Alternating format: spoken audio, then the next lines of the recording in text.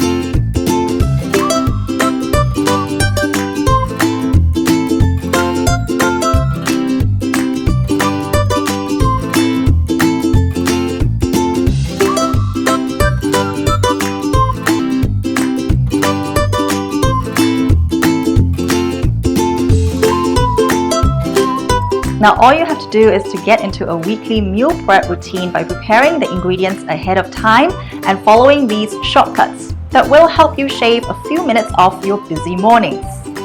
Now if you enjoyed this video, make sure to subscribe to the Singapore Women's Weekly for more taste tests and recipes. I'm Trish and thank you for watching.